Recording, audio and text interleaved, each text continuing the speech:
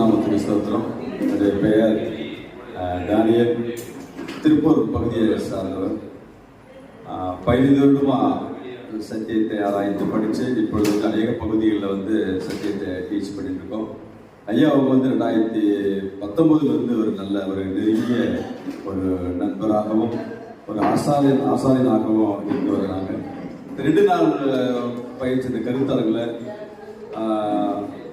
பழைய ஏற்பாடும் புதிய ஏற்பாடும் மாத்திரம் இல்லாமல் கூடுதலாக உலகத்தோட்டத்துக்கு முன்னே நடந்த சம்பவங்கள், சாத்தான் தள்ளப்பட்ட காரியங்களை ஆதாரத்தோடு கொடுத்தது என்னுடைய இருதயம் மாத்திரமல்ல, அநேகருடைய இருதயம் திறக்கப்பட்டதை கண்கூடா பார்த்தோம்.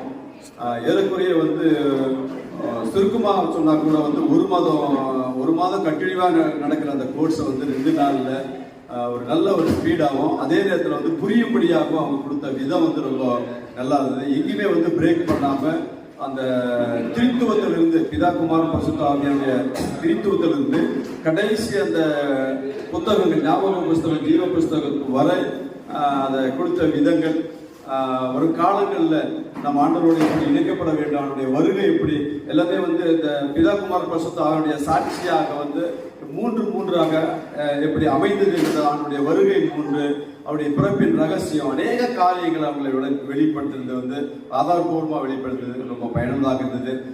இது அநேகருக்கு எடுத்துக்காட்டாக ஊழியக்காரர்களுக்கும் விசுவாசிகளுக்கும் மூப்பர்களுக்கும் இந்த ஊழியத்தில் எழுப்பி பிரகாசிக்க முன்வந்துள்ள அனைவருக்குமே இது ஒரு நல்ல ஒரு பாதையை அமைத்து கொடுத்தது. அதே நேரத்தில் அவங்க சுவிசேஷம் சொல்வதற்கு இது மிகவும் பயனுள்ளதாக இருந்தது. எங்கேயுமே நேரத்தை எங்கேயுமே வீணடிக்கல. காலையில் 9 மணிலிருந்து சாயந்தரம் 5 மணி 5:30 இந்த சத்தியத்தை பகிர்ந்து பார்த்தது. இதுக்காக அநேகர் ரொம்ப சிரமம் எடுத்தது.